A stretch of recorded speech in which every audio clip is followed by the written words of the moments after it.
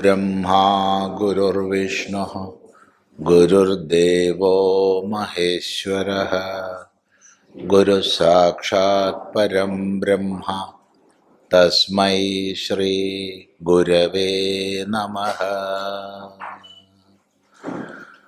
ॐ सदाशिवसमारम्भां शङ्कराचार्यमध्यमाम् अस्मदाचार्यपर्यन्तां वन्दे गुरुपरम्पराम्।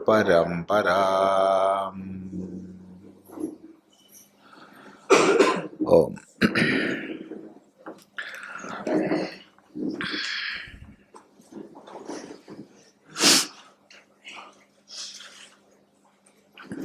अर्जुन उवाच सन्न्यासं कर्मणां कृष्ण पुनर्योगं च शंससि यच्छ्रेययेतयोरेकं तन्मे ब्रूहि सुनिश्चितम्। श्रीभगवानुवाच सन्न्यासकर्मयोगश्च निःश्रेयसकरावुभौ तयोस्तु कर्मसन्न्यासाद् कर्मयोगो विशिष्यते। सन्न्यासः कर्मयोगः च उभौ निःश्रेयसकरौ.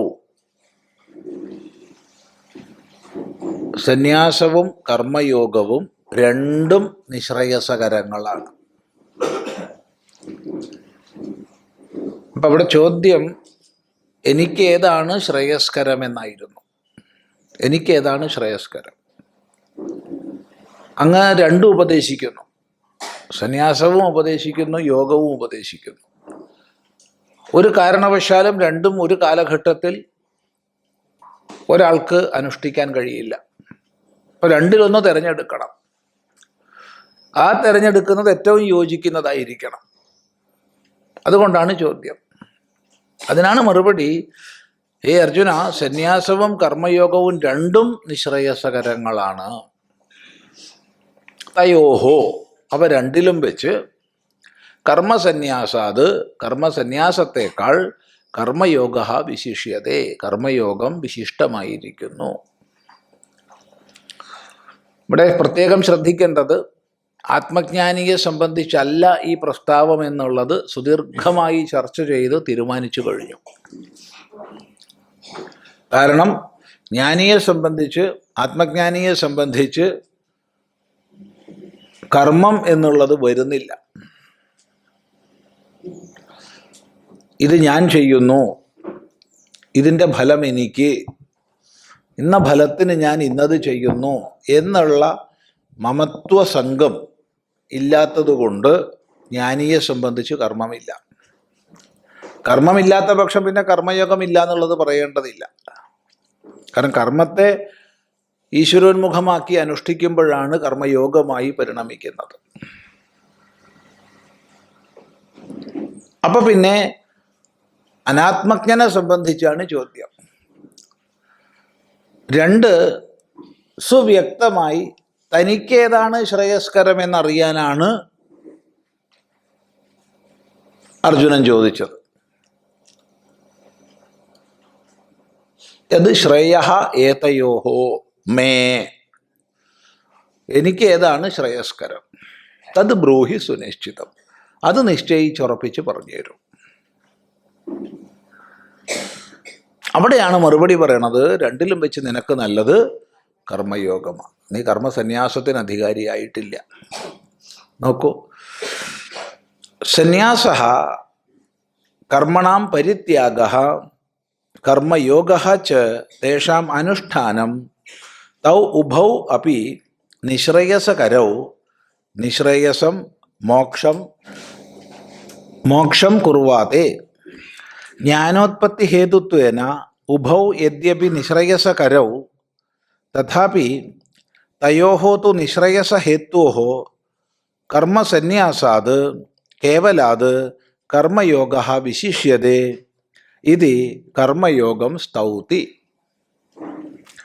സന്യാസഃ കർമ്മണാം പരിത്യാഗഃ കർമ്മയോഗഃ ച തേഷാം അനുഷ്ഠാനം തൗ ഉഭൗ അപി നിശ്രേയസകരൗ നിശ്രേയസം മോക്ഷം കുർവാതേ. ജ്ഞാനോത്പത്തി ഹേതുത്വേന ഉഭൗ യദ്യപി നിശ്രേയസകരൗ തഥാപി തയോഃ തു നിശ്രേയസഹേത്വോഃ കർമ്മസന്യാസാത് കേവലാത് കർമ്മയോഗഃ വിശിഷ്യതേ. ഇതി കർമ്മയോഗം സ്തൗതി.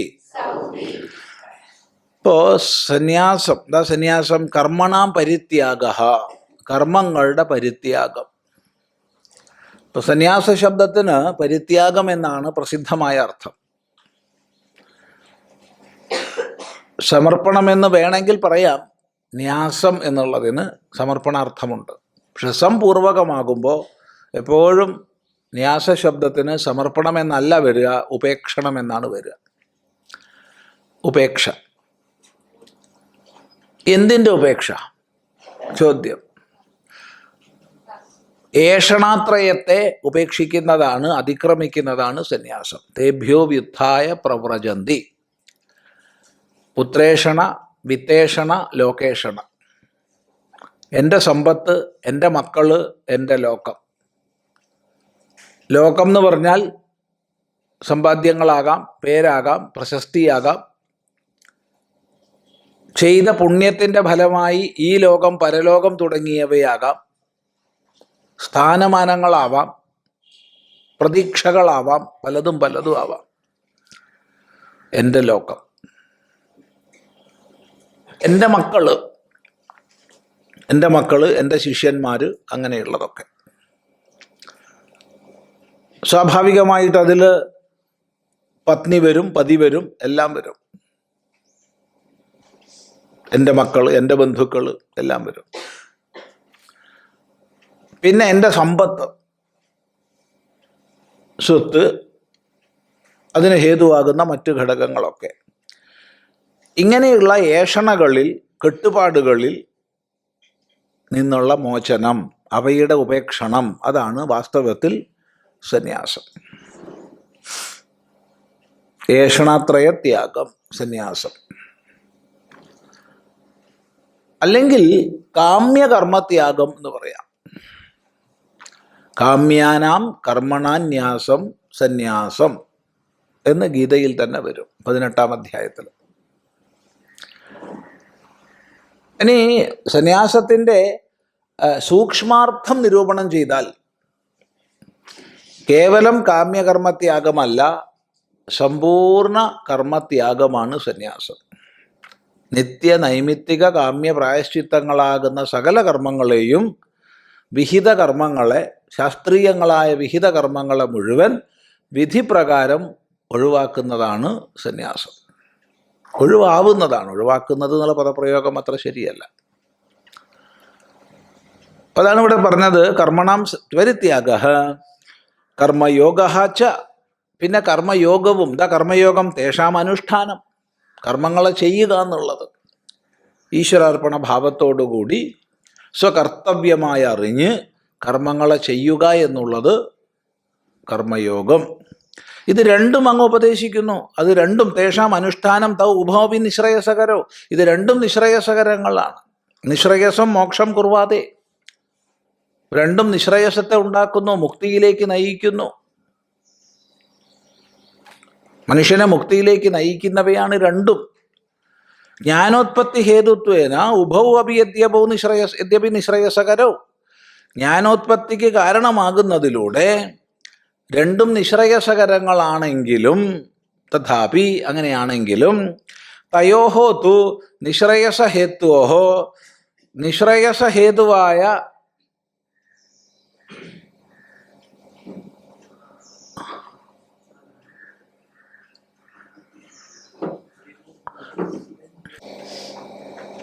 രണ്ടും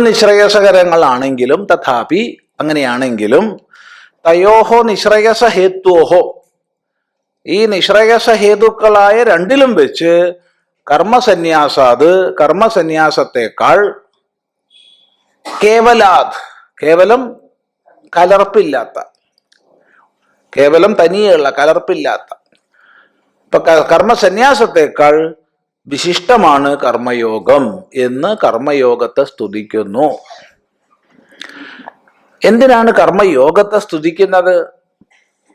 ഒരു വ്യക്തിക്ക് ഏതാണോ അധികാരമുള്ളത് അതിലേക്കാണ് അയാളെ പ്രേരിപ്പിക്കേണ്ടത്. എന്തെങ്കിലും മിഥ്യാധാരണകളെ കൊണ്ട് തനിക്ക് അധികാരമില്ലാത്തത് തൻ്റേത് എന്ന് കരുതുന്നുണ്ടെങ്കിൽ അറിവുള്ളവന്റെ കർത്തവ്യമാണ് അത് നിനക്ക് അധികാരപ്പെട്ടതല്ല എന്ന് പറഞ്ഞു കൊടുക്കേണ്ടത്. അർജുനനെ സംബന്ധിച്ച് അർജുനൻ സന്യാസത്തെ ഉത്കൃഷ്ടമെന്ന് കണക്കാക്കുന്നതിൽ വിരോധമില്ല. അതാണ് തൻ്റെ മാർഗമെന്ന് തെറ്റിദ്ധരിച്ചവനാണ്. അവിടെ കർമ്മത്തെ ഒഴിവാക്കാൻ അർജുനന് പ്രേരണ വിവേകവൈരാഗ്യങ്ങളുടെ സുദൃഢതയല്ല, മറിച്ച് മമത്വബോധമാണ്. മമത്വബോധത്തിൽ നിന്ന് ഉണ്ടാവുന്ന കർമ്മത്യാഗ സങ്കല്പമാണ് അർജുനനുള്ളത്. അത് സന്യാസത്തിന് അധികാരം നൽകുന്നതല്ല. അങ്ങനെ ആരെങ്കിലും സന്യസിച്ചാൽ നാളെ ദുരിതക്കയത്തിലായിരിക്കും അയാൾ.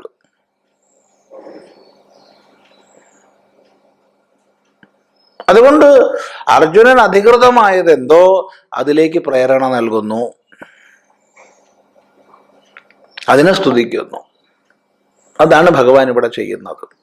നോക്കൂ, കസ്മാദിത്യാഹ. ഇവിടെ ഒരു ചോദ്യം വീണ്ടും വരാം.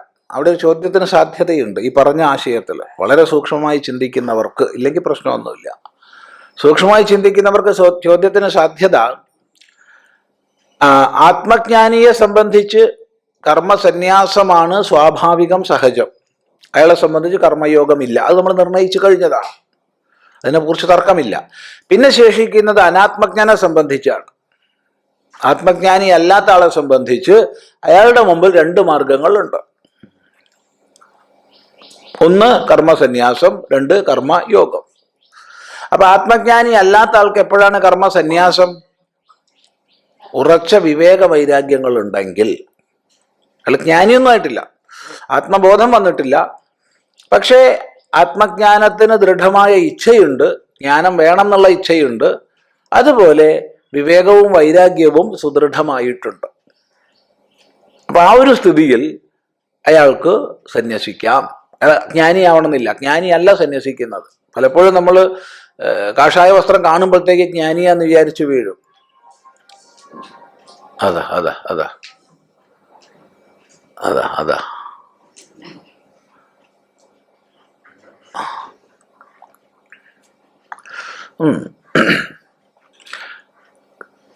ബാഹ്യമായ സന്യാസക്രിയ, സന്യാസലിംഗങ്ങളെ ധരിച്ചത് കൊണ്ട് ജ്ഞാനിയാണെന്നോ അല്ലെന്നോ അർത്ഥമില്ല, രണ്ടുമില്ല. അതാ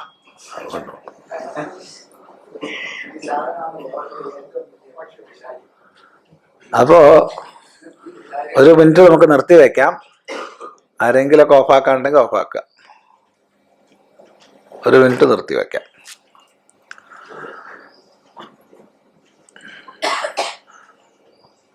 കഴിഞ്ഞ ദിവസം പറഞ്ഞു, അത് ഓരോരുത്തരും വിചാരിക്കണേ എനിക്ക് വിളി വരില്ല എന്നാണ്. എല്ലാവർക്കും വരും, ഓർമ്മിച്ചാൽ നല്ലതാ. എല്ലാവർക്കും വരും. എന്നാന്നറിയില്ല എന്നേ ഉള്ളു, എപ്പോഴാന്നറിയില്ല. അതുകൊണ്ട് പ്രതീക്ഷിച്ച് കഴിഞ്ഞാൽ നല്ലതാ.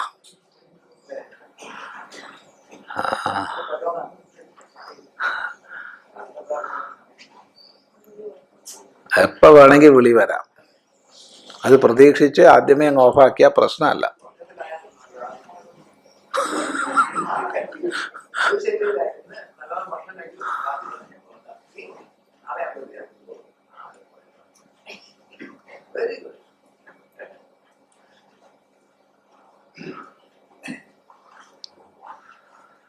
ശരി.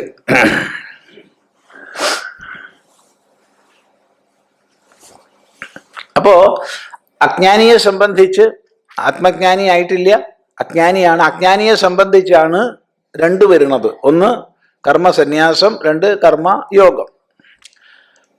അവിടെ ചിത്തശുദ്ധിയുടെ പൂർണ്ണതയിൽ വിവേക വൈരാഗ്യങ്ങൾ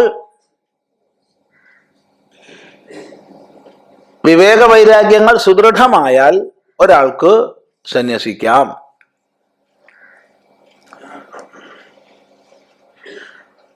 അപ്പോ ഇവിടെ വ്യക്തമായിട്ട് നമ്മുടെ ശാസ്ത്രങ്ങളിൽ മൊത്തം അന്വേഷിക്കുന്ന സമയത്ത്, വേദാന്ത ശാസ്ത്രങ്ങളിൽ മൊത്തം അന്വേഷിക്കുന്ന സമയത്ത് കർമ്മസന്യാസത്തിനുള്ള അധികാരം നൽകുന്ന സാഹചര്യത്തെക്കുറിച്ച് ഏറ്റവും മനോഹരമായിട്ട് ഭംഗിയായിട്ട് പറഞ്ഞിട്ടുള്ള ഒരു ഭാഗം അധ്യാത്മരാമായണത്തിലാണ്. യാവത് ശരീരാദിഷു മായയാത്മധി താവത് വിധേയോ വിധിവാദ കർമ്മണാം നേതീതി വാക്യൈരഖിലം നിഷിധ്യതത് ജ്ഞാത്വാ പരാത്മാനമഥ ത്യജേത് ക്രിയാഹ എന്ന് വ്യക്തമായി പറയും. ഇത്ര നന്നായിട്ട് എപ്പോഴാണ് ഒരാൾക്ക് സന്യാസത്തിന് അധികാരം എന്ന് പറയുന്നൊരു ഭാഗം വേറെ കണ്ടിട്ടില്ല. അധ്യാത്മരാമായണത്തിലെ രാമഗീത എന്ന ഭാഗത്താണിത് വരുന്നത്. യാവത് ശരീരാദിഷു മായയാത്മധി, എത്ര കാലം വരെ ശരീരം തുടങ്ങിയ ഉപാധികളിൽ, ശരീരേന്ദ്രിയ മനോബുദ്ധികളിൽ മായയ ഞാൻ എന്ന ദൃഢമായ ബോധമുണ്ടോ, താവത് വിധേയോ വിധിവാദ കർമ്മണം, അത്രയും കാലം വേദവിഹിതങ്ങളായ കർമ്മങ്ങളെ ചെയ്തുകൊണ്ട് തന്നെ ജീവിക്കണം, സന്യസിക്കരുത്. സന്യസിച്ചാൽ പിന്നെ അയാൾ നേറി പുകയേണ്ടി വരും. അങ്ങനെ പുകഞ്ഞാൽ മറ്റുള്ളവർക്കും ഉപദ്രവാവും, തനിക്കും ഉപദ്രവാവും. അപ്പൊ എത്ര കാലം വരെ ശരീരം, ഇന്ദ്രിയം, മനസ്സ്, ബുദ്ധി തുടങ്ങിയവയിൽ ഞാനെന്ന ദൃഢബോധമുണ്ടോ അത്രയും കാലം അയാൾ വിധിവിധാനത്തിനനുസരിച്ച് കർമ്മങ്ങളെ ചെയ്തുകൊണ്ട് ജീവിക്കണം, കർമ്മസന്യാസം ചെയ്യരുത്. എന്നാൽ നേതീതി വാക്യയിൽ അഖിലം നിഷിധ്യതത്, നേതി ഇതല്ല ഞാൻ, ഇതല്ല എൻ്റെ സ്വരൂപം എന്ന് നല്ലപോലെ വിവേകം ചെയ്ത് അഖിലം നിഷിധ്യതത്, ശരീരാദ്യുപാധികൾ ഞാനല്ല എന്ന് നിഷേധിച്ചിട്ട്, എന്നാൽ തൻ്റെ പാരമാർത്ഥികമായ കൃതാർത്ഥതയിലേക്ക് എത്തിയിട്ടൊന്നുമില്ല, അതെത്തിയിട്ടില്ല എങ്കിൽ പോലും ഇതല്ല ഞാൻ എന്നുള്ള ദൃഢമായ ബോധത്തിൽ ജ്ഞാത്വാ പരാത്മാനം, ഇതിനൊക്കെ ഉപരിയുള്ള പരമമായ സത്യത്തെ അറിഞ്ഞിട്ട് ബുദ്ധിതലത്തിൽ ശാസ്ത്രങ്ങളിലൂടെ ഗുരുവിലൂടെ വ്യക്തമായി ആത്മതത്വത്തെ അറിഞ്ഞിട്ട്, എന്നാൽ ആത്മാനുഭൂതിയിലേക്ക് ഉയർന്നിട്ടില്ല. അങ്ങനെ ആത്മാനുഭൂതിയിലേക്ക് ഉയർന്നാൽ പിന്നെ സന്യസിക്കേണ്ട ആവശ്യമില്ല. എന്തിനാ സന്യസിക്കാനാ? പിന്നീട് സന്യസിക്കാനൊന്നില്ലല്ലോ. ആ ഘട്ടത്തിലാകുന്നു ത്യജേത് ക്രിയാഹ, ക്രിയകളെ ഉപേക്ഷിക്കേണ്ടത്, സന്യസിക്കേണ്ടത് എന്ന് പറയുക ചെയ്യുന്നത്. അപ്പോൾ ഇവിടെ അനാത്മജ്ഞൻ, അവന്റെ മുമ്പിൽ രണ്ട് മാർഗങ്ങൾ ഇരിക്കെ അർജുനനെ സംബന്ധിച്ച് അർജുനന് ദേഹത്തിൽ അഹംബോധമുണ്ട് എന്ന് ഉറപ്പാണ്. ദേഹത്തിലുള്ള അഹംബോധത്തിന്റെ ഫലമായിട്ടാണ് ഇപ്പോ മമത്വഭ്രമത്തിൽ അകപ്പെട്ടിരിക്കുന്നത്. നിറഞ്ഞ കണ്ണുകളോടുകൂടെ ഇരിക്കുന്ന ഒരാള് സന്യാസത്തിന് അധികാരിയല്ല. അത് വേറെ ശാസ്ത്ര ചർച്ചയൊന്നും ചെയ്യേണ്ട ആവശ്യമില്ല. അതുകൊണ്ട് നീ ഇപ്പൊ സന്യാസത്തിന് അധികാരി ആയിട്ടില്ല. അപ്പൊ എന്ത് വേണം? കർമ്മയോഗം അനുഷ്ഠിച്ചോളൂ. ഇതാണ് ഭഗവാന്റെ ഉപദേശത്തിന്റെ താത്പര്യം. നോക്കൂ, എന്തുകൊണ്ട് കർമ്മയോഗമാണ് ശ്രേഷ്ഠമെന്ന് പറയുന്നു?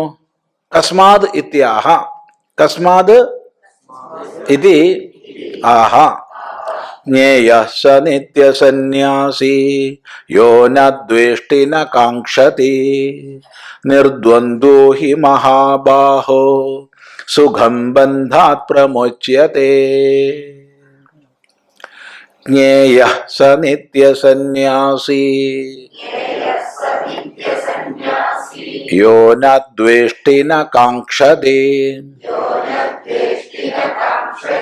നിർദ്വന്ദ്വോ ഹി മഹാബാഹോ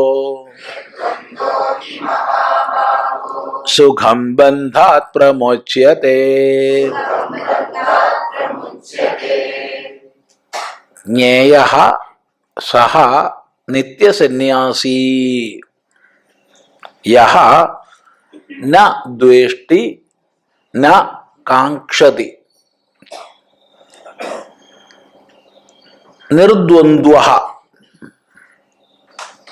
ഹി മഹാബാഹോ സുഖം ബന്ധാത് പ്രമുച്യതേ. ഹേ മഹാബാഹോ, അല്ലയോ മഹാബാഹോ, മഹാബാഹുബലത്തോട് കൂടിയവനെ, വലിയ കയ്യൂക്കോട് കൂടിയവനെ, കൈക്കരുത്തുള്ളവനെ, നീണ്ട കാൽമുട്ടോളം നീളുന്ന കൈകളോട് കൂടിയവനെ. നമുക്കൊക്കെ കാൽമുട്ടോളം നീളും, അതിലപ്പുറം നീളും ഇരുന്നാല്, അല്ലേ? അങ്ങനെയല്ല, അത് കാലിന്റെ അറ്റം വരെ തൊടാം. അപ്പോ അങ്ങനെ ഹേ മഹാബാഹുവായവനെ, സഹ നിത്യസന്യാസി ഇതി ജ്ഞേയ, അവൻ നിത്യസന്യാസിയാണെന്ന് അറിയേണ്ടതാകുന്നു. നിത്യം സന്യാസി തന്നെ. അയാൾക്ക് സന്യാസത്തിൽ ഒരു ലോപവുമില്ല. അയാൾ പുറമെ ഏത് ഭാവത്തിൽ ജീവിച്ചാലും, ബ്രഹ്മചാരിയായിട്ടായാലും ഗൃഹസ്ഥനായിട്ടായാലും വാനപ്രസ്ഥനായിട്ടായാലും സന്യാസിയായിട്ടായാലും എങ്ങനെ ജീവിച്ചാലും കൊള്ളാം, അയാൾ എന്നും സന്യാസി തന്നെയാണ്. ആര്? യഹ ന ദ്വേഷ്ടി, ആര് ദ്വേഷിക്കുന്നില്ലയോ, ന കാക്ഷതി, ആര് കാക്ഷിക്കുന്നില്ലയോ. ദ്വേഷം എന്തെങ്കിലും ഒന്ന് തനിക്ക് പ്രതികൂലമാണ് എന്ന ബോധം കൊണ്ട് അതിനെ അകറ്റാനുള്ള ത്വരയും പ്രവൃത്തിയുമാണ് ദ്വേഷം. എന്തെങ്കിലും ഒന്ന് തനിക്ക് അനുകൂലമാണെന്ന ബോധത്തിൽ നിന്ന് ഒന്നിനെ ചേർത്ത് വെക്കാനുള്ള ത്വരയും പ്രവൃത്തിയുമാണ് രാഗം. അതാണ് രാഗദ്വേഷങ്ങളുടെ ഭേദം. അനുകൂലം പ്രതികൂലം എന്ന ബുദ്ധി ഒരു നിമിഷം കൊണ്ട് മാറാം. ഒരു നിമിഷം മുമ്പ് അനുകൂലമായി തോന്നിയത് ഒരു നിമിഷത്തിന് ശേഷം പ്രതികൂലമായി വരാം. ഒരു നിമിഷം മുമ്പ് പ്രതികൂലമാണെന്ന് തോന്നിയത് അനുകൂലമായിട്ട് വരാം. അതൊക്കെ മാറ്റത്തിന് വിധേയമാണ്. പക്ഷെ ഏത് സന്ദർഭത്തിൽ ഒരു വസ്തുവെ നമ്മൾ അനുകൂലം എന്ന് കണക്കാക്കുന്നുണ്ടോ അപ്പൊ അത് സുഖഹേതുവാണ്, സുഖമാണ്. അനുകൂല വേദനീയം സുഖം, പ്രതികൂല വേദനീയം ദുഃഖം. പ്രതികൂലമാണെന്ന് അറിവിനെ നൽകുമ്പോൾ അത് ദുഃഖമാണ്.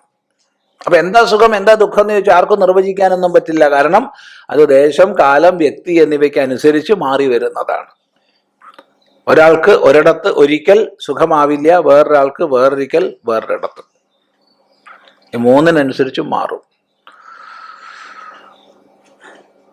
എന്നാൽ ഏത് സന്ദർഭത്തിൽ അനുകൂലം എന്ന ഒരു അറിവിന് വിഷയമാണോ അപ്പൊ അത് സുഖകരമാണ്. എപ്പൊ പ്രതികൂലം എന്ന അറിവിന് വിഷയമാണോ അപ്പൊ അത് ദുഃഖകരമാണ്. അതൊരു നിമിഷം മതി. അതെ,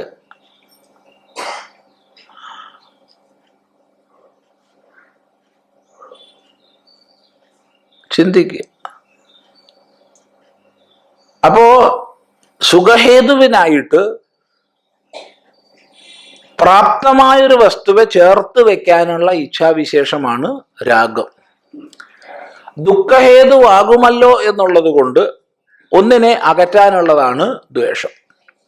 സുഖാനുശയി രാഗ ദുഃഖാനുശയി ദ്വേഷ എന്ന് പതഞ്ജലി മഹർഷി നിർവചിക്കുന്നത് ഓർക്കാം. അപ്പൊ യാതൊരാൾ ഒന്നിനെയും ദ്വേഷിക്കുന്നുമില്ല, കാക്ഷിക്കുന്നുമില്ല. വന്നാലും സന്തോഷം, വന്നില്ലെങ്കിലും സന്തോഷം. വന്നോ സന്തോഷം, ഇരുന്നോളൂ. പോയോ സന്തോഷം, പോയിക്കോളൂ. അത്രയേ ഉള്ളൂ. ദ്വേഷിക്കുന്നുമില്ല, കാക്ഷിക്കുന്നുമില്ല. അയാളുടെ സന്തോഷത്തിന് ഒരിക്കലും ഒരു ഹാനിയില്ല, ഒരു കുറവില്ല. എപ്പോഴും സുഖമായിരിക്കുന്നു. രോഗങ്ങൾ വരും പോകും. ഏത് സാഹചര്യം വന്നാലും ദ്വേഷിക്കുന്നോ കാക്ഷിക്കുന്നോ ഇല്ലാത്തതാരോ അയാൾ നിത്യസന്യാസിയാണെന്ന് അറിയേണ്ടതാകുന്നു. ഇതാണ് ഭഗവാൻ സന്യാസിക്ക് കൊടുക്കുന്ന ഒന്നാന്തരം നിർവചനം. ആരാണ് സന്യാസി? യോ ന ദ്വേഷ്ടി ന കാക്ഷതി സഹ നിത്യസന്യാസി. ഒരു നിത്യശബ്ദം കൂടി ചേർത്തു അവിടെ. നിത്യസന്യാസി. നമ്മൾ സാധാരണഗതിയിൽ ഇപ്പോൾ സന്യാസി എന്ന് പറഞ്ഞാൽ കുടീജകൻ, ബഹൂദകൻ, ഹംസൻ, പരമഹംസൻ എന്നൊക്കെ കേട്ടിട്ടുണ്ടാവും. പിന്നെ ദണ്ഡി ഒക്കെ കേട്ടിട്ടുണ്ടാവും, അല്ലേ? അങ്ങനെ പല ജാതി സന്യാസി ഉണ്ട്. പക്ഷേ ഇതൊരു ഒരു ഒരു പുതിയ പദമാണ്, നിത്യസന്യാസി. നിത്യം സന്യാസത്തിൽ പ്രതിഷ്ഠിതനായിട്ടുള്ള ആൾ എന്നറിയേണ്ടതാകുന്നു. ഹി എന്തുകൊണ്ടെന്നാൽ നിർദ്വന്ദ്വ, ദ്വന്ദ്വങ്ങളെ അതിക്രമിച്ചവൻ. ദ്വന്ദ്വം എന്താ? ദ്വന്ദ്വം സുഖം ദുഃഖം, മാനം അപമാനം, ശീതം ഉഷ്ണം, പൂജ പരിഭവം, സ്തുതി നിന്ദ, ഇങ്ങനെ രാഗം ദ്വേഷം, ഇങ്ങനെയുള്ളതായ ദ്വന്ദ്വങ്ങളെ അതിക്രമിച്ചവൻ. ആരിൽ നിന്ന് ദ്വന്ദ്വങ്ങൾ അകന്നിട്ടുണ്ടോ അവനാണ് നിർദ്വന്ദ്വ. സുഖം അനായാസമായിട്ട് എളുപ്പമായിട്ട് സുഖമായിട്ട് ബന്ധാത് പ്രമുച്യതേ, ബന്ധത്തിൽ നിന്ന് മുക്തനാകുന്നു. ഈ സംസാര ബന്ധത്തിൽ നിന്ന്, അജ്ഞാന ബന്ധത്തിൽ നിന്ന് അനായാസേന മുക്തനാകുന്നു. ആര്? നിർദ്വന്ദ്വ. അതുകൊണ്ടാണ് ദ്വേഷകാംക്ഷകളില്ലാത്തവൻ, രാഗദ്വേഷങ്ങളില്ലാത്തവൻ നിത്യസന്യാസിയാണെന്ന് പറഞ്ഞത്. നോക്കൂ, ഇതൊക്കെ നമ്മൾ വിശദമായി കേട്ടതാണ്. ഭാഷ്യം പഠിക്കുക എന്നുള്ളത് മാത്രമാണ് ഇപ്പൊ നമ്മുടെ മുമ്പിലുള്ളത്. ജ്ഞേയ ജ്ഞാതവ്യ സ കർമ്മയോഗി നിത്യസന്യാസി ഇതി യോ ന ദ്വേഷ്ടി കിഞ്ചിത് ന കാംക്ഷതി ദുഃഖസുഖേ തത് സാധനേ ച ഏവം വിധഃ യഃ കർമ്മണി വർത്തമാനഃ അപി സഹ നിത്യസന്യാസി ഇതി ജ്ഞാതവ്യഃ ഇത്യർത്ഥഃ. നിർദ്വന്ദ്വോ ദ്വന്ദ്വവർജിതോ ഹി യസ്മാത് മഹാബാഹോ സുഖം ബന്ധാത് അനായാസേന പ്രമുച്യത്തെ. ജ്ഞേയഃ ജ്ഞാതവ്യഃ സഹ കർമ്മയോഗി നിത്യസന്യാസി ഇതി യഃ ന ദ്വേഷ്ടി കിഞ്ചിത് ന കാംക്ഷതി ദുഃഖസുഖേ തത് സാധനേ ച ഏവം വിധഃ യഃ കർമ്മണി വർത്തമാനഃ അപി സഹ നിത്യസന്യാസി ഇതി ജ്ഞാതവ്യഃ ഇത്യർത്ഥഃ. നിർദ്വന്ദ്വഃ ദ്വന്ദ്വവർജിതഃ ഹി യസ്മാത് മഹാബാഹോ സുഖം ബന്ധാത് അനായാസേന പ്രമുച്യത്തെ. അപ്പൊ ജ്ഞേയ എന്ന് പറഞ്ഞാൽ അറിയപ്പെടേണ്ടതാകുന്നു. ജ്ഞേയ ജ്ഞാതവ്യ അറിയപ്പെടേണ്ടതാകുന്നു, പുല്ലിംഗമാണ്.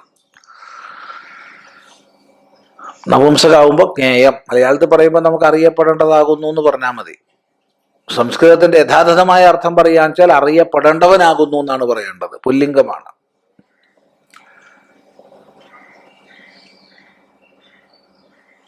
സഹ കർമ്മയോഗി, അവൻ അറിയപ്പെടേണ്ടവനാണ്. എങ്ങനെ അറിയപ്പെടേണ്ടവനാണ്?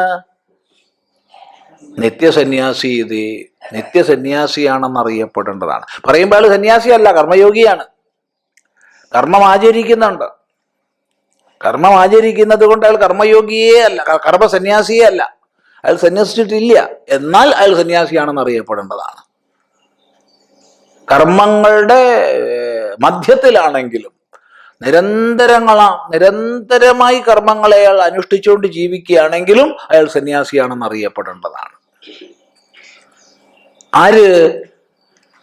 യോ ന ദ്വേഷ്ടി ന കിഞ്ചിത് ന കാംക്ഷതി, ഒന്നിനെയും കാക്ഷിക്കുന്നുമില്ല ദ്വേഷിക്കുന്നുമില്ല.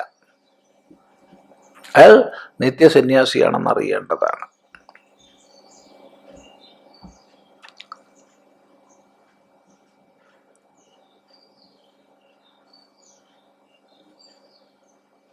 ഞാൻ പറയുന്നു ഞാൻ സന്യാസിയാണ്, അതിനനുസരിച്ചാണ് എൻ്റെ പേര്. സ്വാമി ചിദാനന്ദപുരി. ഇതാ കാഷായം എടുത്തിട്ടുണ്ട്, മുട്ട പഠിച്ചിട്ടുണ്ട്, ഗായത്രിയെ ഒഴിവാക്കിയതാണ്, യജ്ഞോപവീതം ഒഴുക്കി കളഞ്ഞതാണ്, ദണ്ഡം ശിഖ ഒക്കെ ഒഴുക്കി കളഞ്ഞതാണ്, അതുകൊണ്ട് ഞാൻ സന്യാസിയാണ്. എന്നിട്ട് ഇവിടെ ഇരുന്ന് ഞാൻ വ്യാഖ്യാനിക്കുമ്പോൾ ഞാൻ എന്താ ആലോചിക്കണത്? നന്നാവുണ്ടോ, മോശമുണ്ടോ, ദക്ഷിണ കിട്ടുമോ, നാലാള് നല്ല അഭിപ്രായം പറയുമോ? അല്ലേ? ആ, അപ്പൊ എങ്ങനെയാ സന്യാസിയാവുക? സന്യാസം ബഹുദൂരമാണ്, ബഹുദൂരമാണ് സന്യാസം.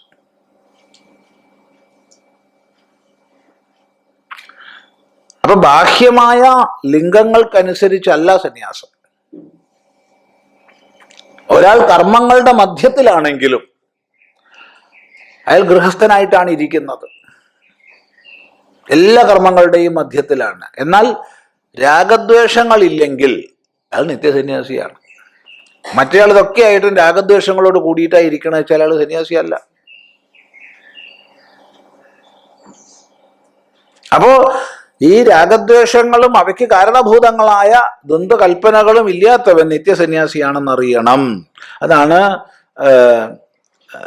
ദുഃഖസുഖേ തത് സാധനേച്ചോ, ദുഃഖസുഖങ്ങളെ തത് സാധനങ്ങളെ കാക്ഷിക്കുകയോ ദ്വേഷിക്കുകയോ ചെയ്യാത്തവൻ യ ഏവം വിധ കർമ്മണി വർത്തമാനഃ, കർമ്മത്തിൽ തന്നെ വർത്തിക്കുന്നവൻ. കർമ്മം ചെയ്തുകൊണ്ട് തന്നെയാ വർത്തിക്കണത്, സന്യസിച്ചിട്ടൊന്നുമില്ല, കർമ്മങ്ങളെ ഉപേക്ഷിച്ചിട്ടില്ല. ഈ കർമ്മങ്ങളിൽ വർത്തിക്കുക എന്നുള്ളതും തീർത്തും ആഭ്യന്തരമാണ്, മാനസികമാണ്. ഒരാള് കർമ്മം ചെയ്തുകൊണ്ടിരിക്കുകയാണ്, വേറൊരാള് കർമ്മം ഉപേക്ഷിച്ചിരിക്കുകയാണ്. പക്ഷെ കർമ്മം ഉപേക്ഷിച്ച ആള് മനസ്സുകൊണ്ട് കർമ്മം സങ്കല്പിക്കണേ വെച്ചാലോ, ഒരാള്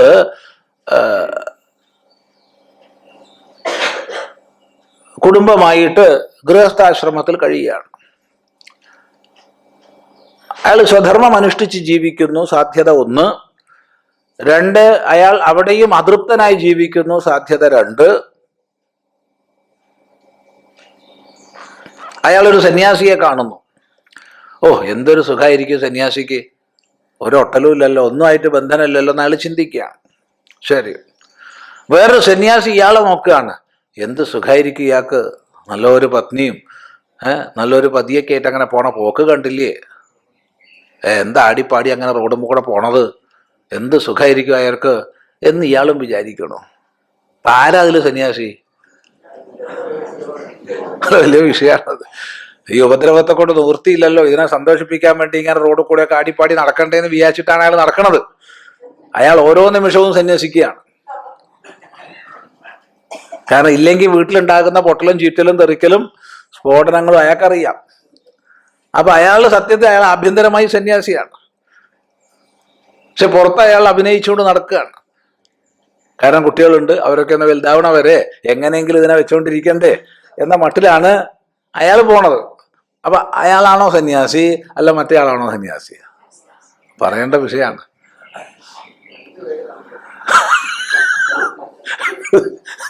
ഇത് ചിന്തിക്കേണ്ടതാണ്. അപ്പൊ ഇതൊന്നും ഈ പുറമെ കാണുന്നതല്ല സന്യാസം എന്ന് മനസ്സിലാക്കുക. ഒരു തരത്തിലും പുറമെ കാണുന്നതല്ല. ശരി. അപ്പൊ അതുകൊണ്ട് ഏവം വിധ കർമ്മണി വർത്തമാനഃ അപി, കർമ്മങ്ങളിൽ വർത്തിക്കുന്നവനാണെങ്കിലും രാഗദ്വേഷരഹിതമായി ദ്വേഷരഹിതമായി ജീവിക്കുന്നവൻ നിത്യസന്യാസിയാണ്. എന്തുകൊണ്ടെന്നാൽ യസ്മാത്, എന്തുകൊണ്ടെന്നാൽ നിർദ്വന്ദ്വ, ദ്വന്ദ്വവർജിത, ദ്വന്ദ്വം ഒഴിഞ്ഞവൻ. സുഖ സാഹചര്യമോ ദുഃഖ സാഹചര്യമോ വന്നാലും ഒരു കുലുക്കോ ഇല്ലാത്തവൻ. ആര് സ്തുതിച്ചാലും ആര് നിന്ദിച്ചാലും ഒരുപോലെ, ആര് പൂജിച്ചാലും ആര് പരിഭവം പറഞ്ഞാലും തുല്യം. അങ്ങനെ ദ്വന്ദ്വാതീതനായവൻ. ഇത് പ്രസംഗിക്കാൻ നമുക്ക് വളരെ എളുപ്പമാണ്. അപ്പോഴാണ് ഒരാൾ വന്ന് 4 തെറി പറയണ വെച്ചാൽ അപ്പം മട്ടുമാറും ഇല്ലേ? അതെ, ചിന്തിക്കുക.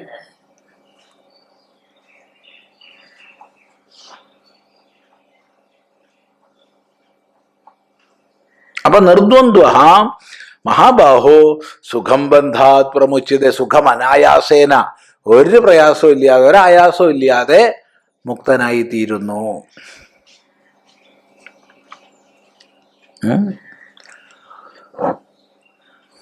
നോക്കൂ, സന്യാസ കർമ്മയോഗയോ ഭിന്ന പുരുഷാനുഷ്ഠേയോ വിരുദ്ധയോः ഫലേ അപി വിരോധഃ യുക്തഃ ന തു ഉഭയോः നിശ്രേയസകരത്വം ഏവ ഇതി പ്രാപ്തേ ഇദമുച്യതേ. സന്യാസ കർമ്മയോഗയോः ഭിന്ന പുരുഷാനുഷ്ഠേയയോः വിരുദ്ധയോः ഫലേ അപി വിരോധഃ യുക്തഃ ന തു ഉഭയോः നിശ്രേയസകരത്വം ഏവ ഇതി പ്രാപ്തേ ഇദമുച്യതേ. അപ്പോ സന്യാസവും കർമ്മയോഗവും ഭിന്ന പുരുഷാനുഷ്ഠേയങ്ങളാണ്, സംശയമില്ല. സന്യാസത്തിന് അധികാരിയും കർമ്മയോഗത്തിന് അധികാരിയും വിഭിന്നന്മാരാണ്.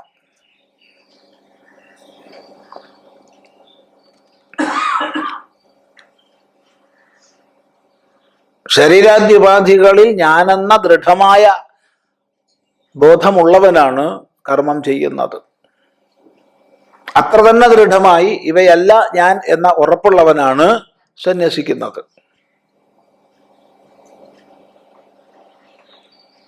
തൻ്റെ ഓരോ കർമ്മത്തിലും ഇതെനിക്ക് എന്നുള്ള സങ്കല്പം കർമ്മിക്കുണ്ട്. സ്വപ്നത്തിലും സന്യാസിക്ക് അത് സങ്കല്പിക്കാൻ വയ്യ.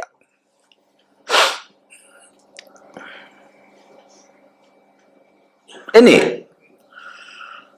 ഈശ്വരാർപ്പണ ഭാവത്തിൽ തൻ്റെ സകല കർമ്മങ്ങളെയും ആചരിക്കുന്നവനാണ് കർമ്മയോഗി. അവന് കർമ്മമുണ്ട്. അപ്പൊ അതുകൊണ്ട് തന്നെ ഇത് രണ്ടും ഭിന്ന പുരുഷാനുഷ്ഠേയങ്ങളാണ്, ഏകപുരുഷാനുഷ്ഠേയമല്ല. നമ്മൾ പല പ്രാവശ്യം ചിന്തിച്ചു കഴിഞ്ഞു. ഒരേ സമയത്ത് ഒരാൾക്ക് അനുഷ്ഠിക്കാൻ അസാധ്യങ്ങളാണ് ഇവ രണ്ടും കൂടി. ഏതെങ്കിലും ഒന്നേ പറ്റൂ. അപ്പോൾ ഭിന്ന പുരുഷാനുഷ്ഠേയങ്ങളായ സന്യാസ കർമ്മയോഗങ്ങൾ വിരുദ്ധങ്ങളാണ്, ഭിന്നങ്ങളാണ്. ഒരിക്കലും ഒന്നിച്ച് ഇരിക്കുന്നതല്ല, ഒന്നിച്ച് അസാധ്യമാണ്. അതുകൊണ്ട് ഫലേ അപി വിരോധഃ യുക്തഃ, അവയുടെ ഫലത്തിലും വിരോധമുണ്ടായിരിക്കണം. ഭിന്നങ്ങളായവയുടെ ഫലം ഒന്നാണെന്ന് പറയാൻ വയ്യ. അപ്പൊ സന്യാസത്തിന്റെ ഫലം ഒന്നായിരിക്കണം, കർമ്മയോഗത്തിന്റെ ഫലം മറ്റൊന്നായിരിക്കണം. എന്നിരിക്കെ രണ്ടും നിശ്രേയസകരമാണെന്ന് പറഞ്ഞത് ശരിയല്ലല്ലോ. ഭഗവാൻ എന്താ പറഞ്ഞത്? സന്യാസ കർമ്മയോഗശ്ച നിശ്രേയസകരാവുഭൗ എന്ന് പറഞ്ഞു. രണ്ടിന്റെയും ഫലം നിശ്രേയസമാണെന്ന് പറഞ്ഞു. അത് ശരിയല്ലല്ലോ. അതെങ്ങനെയാ ശരിയാവുക? കാരണം ഭിന്ന പുരുഷാനുഷ്ഠേയമായ സ്ഥിതിക്ക് രണ്ടിന്റെയും ഫലം എങ്ങനെയാ ഒന്നാവുക?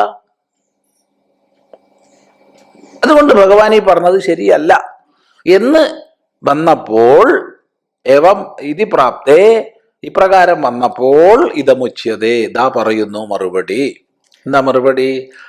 സാഖ്യയോഗൗ പൃഥക് ബാലാഃ പ്രവദന്തി ന പണ്ഡിതാഃ ഏകമപ്യസ്ഥിതഃ സമ്യഗ് ഉഭയോർവിന്ദതേ ഫലം. സാഖ്യയോഗൗ പൃഥക് ബാലാഃ പ്രവദന്തി ന പണ്ഡിതാഃ ഏകമപ്യസ്ഥിതഃ സമ്യഗ് ഉഭയോർവിന്ദതേ ഫലം. സാഖ്യയോഗൗ പൃഥക് ബാലാഃ പ്രവദന്തി ന പണ്ഡിതാഃ ഏകം അപി ആസ്ഥിതഃ സമ്യഗ് ഉഭയോഃ വിന്ദതേ ഫലം എന്ന് പദച്ഛേദം.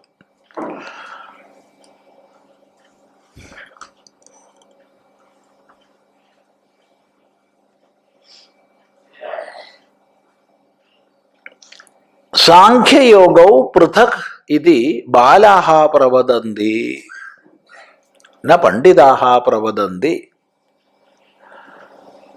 സാഖ്യയോഗങ്ങൾ വെവ്വേറെയാണെന്ന്, വേറെ വേറെയാണെന്ന് കുട്ടികളാണ് പറയുന്നത്, പണ്ഡിതന്മാർ പറയില്ല. വളരെ ശ്രദ്ധിക്കേണ്ടുന്ന ഒരു വാക്യമാണിത്. ബാലൻ, കുട്ടി എന്ന് പറഞ്ഞാൽ എന്താ അർത്ഥം? ഒരാള് വ്യാകരണത്തിൽ അഗാധ പണ്ഡിതനാണെന്ന് വിചാരിച്ചോളൂ.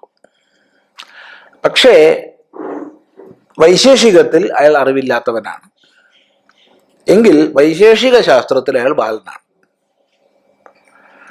ഒരാൾക്ക് വൈശേഷികത്തിൽ നല്ലപോലെ അറിവുണ്ട്, പക്ഷെ വേദാന്തത്തിൽ അറിവില്ലെങ്കിൽ അയാൾ വേദാന്തത്തിൽ ബാലനാണ്.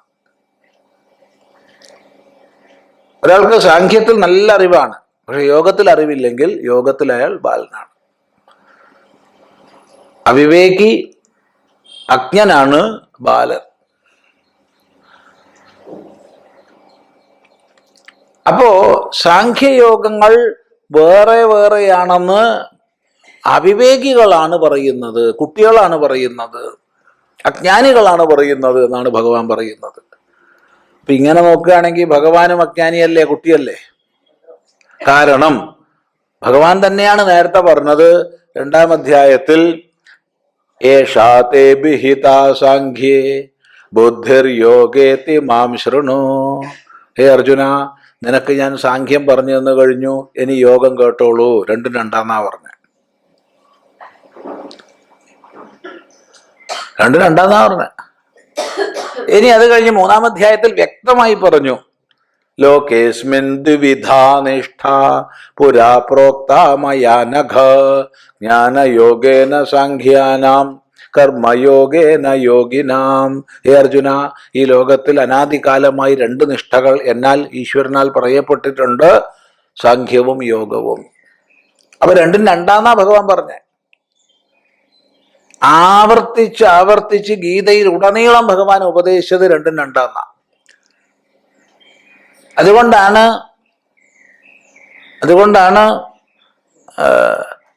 യാവാനർത്ഥ ഉദപാനെ സർവത സംപ്ലുതോദകേ താവാൻ സർവേഷു വേദേഷു ബ്രാഹ്മണസ്യ വിജാനത. എല്ലായിടത്തും വെള്ളം നിറഞ്ഞു പരന്നിരിക്കുന്ന സമയത്ത് ഒരാൾക്ക് കിണറ്, കുളം തുടങ്ങിയവയിൽ എത്ര താല്പര്യമുണ്ടോ അത്ര താല്പര്യമേ ഉള്ളൂ വിജ്ഞാനിക്ക് വൈദിക കർമ്മങ്ങളിലും വേദങ്ങളിലും എന്ന് പറഞ്ഞ ഉടനെ തൊട്ടടുത്ത ശ്ലോകത്തിൽ കർമ്മണ്യേവാധികാരസ്തേ മാ ഫലേഷു കദാചന. നിനക്ക് കർമ്മത്തിൽ അധികാരമുള്ളൂ, നിനക്ക് ഈ പറഞ്ഞ ആത്മജ്ഞാന നിഷ്ഠയിലൊന്നും ഇപ്പം അധികാരമായിട്ടില്ല എന്ന് പറഞ്ഞു. 2:2 അതുകൊണ്ട് തന്നെയാണ് മന്മനാഭവ മദ്ഭക്തോ എന്ന് പറഞ്ഞ ഒട്ടനെ സർവധർമാൻ പരിത്യജ്യ എന്ന് പറഞ്ഞത്. ഒന്ന് പ്രവൃത്തി, മറ്റൊന്ന് നിവൃത്തി. ഒന്ന് കർമ്മമാർഗം, മറ്റൊന്ന് സന്യാസമാർഗം. അപ്പൊ 2:2 ഭഗവാൻ ആവർത്തിച്ച് പറയുന്നത്.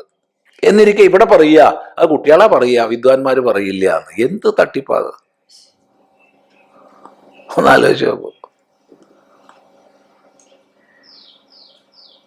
അപ്പൊ നമ്മൾ മനസ്സിലാക്കേണ്ടത് വളരെ വ്യക്തമായി വേർതിരിച്ച് തന്നെയാണ് ഭഗവാൻ ജ്ഞാന യോഗങ്ങളെ അഥവാ സാഖ്യ യോഗങ്ങളെ അല്ലെങ്കിൽ സന്യാസ കർമ്മങ്ങളെ 2-ാം അധ്യായത്തിൽ ഉപദേശിച്ചിട്ടുള്ളത്. അത് മുഴുവൻ കേട്ടിട്ടും അർജുനന് വേണ്ടതുപോലെ വേർതിരിച്ച് മനസ്സിലാക്കാൻ കഴിയാത്തത് കൊണ്ടാണ് 3-ാം അധ്യായത്തിൽ സംശയം ചോദിച്ചത്. അതിന് മറുപടിയായിട്ട് സുസ്പഷ്ടമായി ഭഗവാൻ വിഭജിച്ച് ഉപദേശിച്ചിട്ടുണ്ട്. അതും അർജുനന് വേണ്ടതുപോലെ മനസ്സിലായിട്ടില്ല. അപ്പൊ ഇനി അവനോട് എങ്ങനെയാ പറയുക?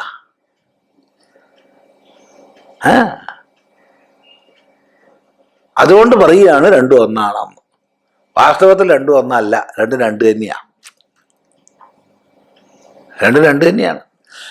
പക്ഷെ ഇപ്പോ അർജുനൻ ചെയ്യേണ്ടുന്ന അഥവാ ചെയ്യാനുള്ള കർമ്മത്തിൽ നിന്ന് പിന്തിരിയുകയും ചെയ്യേണ്ടതില്ലാത്ത സന്യാസത്തിലേക്ക് ആഭിമുഖ്യം പുലർത്തുന്നവനായിരിക്കുകയും ചെയ്യുന്നു. ചെയ്യേണ്ടതായ കർമ്മത്തിൽ നിന്ന് വിമുഖത, പിന്തിരിഞ്ഞിരിക്കുന്നു. ചെയ്യരുതാത്ത സന്യാസത്തിലേക്ക് ആകൃഷ്ടനായിരിക്കുന്നു. എന്തുകൊണ്ട് ചെയ്യരുതാത്ത? ഇപ്പൊ സന്യാസം പാടില്ല എന്നാണോ? അങ്ങനെയല്ല, അർജുനന് പാടില്ല എന്നാണ്. അർജുനന് അധികാരിയായിട്ടില്ല എന്നുള്ളത് കൊണ്ട്. അപ്പൊ തനിക്ക് അധികാരമില്ലാത്ത മേഖലയിലേക്ക് പ്രവർത്തിക്കാൻ ഒരുങ്ങുന്നവനോട് 2:1 തന്നെയാന്ന് പറയുകയാണ്. സാഖ്യയോഗോ പൃഥക് ബാലാഹ പ്രവദന്തി ന പണ്ഡിതാഹ.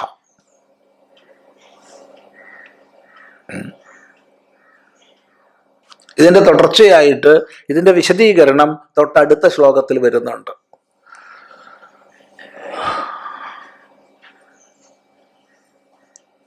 യത് സാഖ്യൈഹി പ്രാപ്യതേ സ്ഥാനം തത് യോഗൈഹി അപി ഗമ്യതേ. സാഖ്യന്മാരാൽ യാതൊരു പദം പ്രാപിക്കപ്പെടുന്നുവോ അത് യോഗികളാലും പ്രാപിക്കപ്പെടുന്നുണ്ട്. അതുകൊണ്ട് ഏകം സാഖ്യം ച യോഗം ച, സാഖ്യവും യോഗവും ഒന്നാണ്. നമ്മൾ സാധാരണ പറയാറുള്ളൊരു ഒരു ദൃഷ്ടാന്തമുണ്ട്. അതിവിടെ ഏറ്റവും യുക്തമായതുകൊണ്ട് ആവർത്തിക്കുകയാണ്. ഇവിടുന്ന് ഒരാള് യാത്ര പുറപ്പെട്ട് ഹിമാലയത്തിലെത്തി, ഗൗരീകുണ്ടിലെത്തി. ഗൗരീകുണ്ടത്തിൽ നിന്ന് ഇനി മുകളിലേക്ക് കേദാരനാഥത്തിലേക്ക് പോകണം. പണ്ടത്തെ കണക്കിന് 14.5 കിലോമീറ്റർ, ഇപ്പൊ 18 കിലോമീറ്റർ പോകണം. നടന്നു പോവാ നല്ലത്. വയ്യ, നടക്കാൻ വയ്യ, എന്താ ചെയ്യുക? അങ്ങനെ ആലോചിച്ച് ഹെലികോപ്റ്ററിനൊന്നും പോകാൻ പൈസയില്ല. അപ്പൊ എന്താ വേണ്ടൂന്ന് ആലോചിച്ചപ്പോഴാണ് അവിടെ ഒരു മുറിയിലെത്തി. മുറിയൊക്കെ എടുത്തപ്പോ 2-3 ടീം വന്നു. ഘോടാവാല പറഞ്ഞിട്ട്.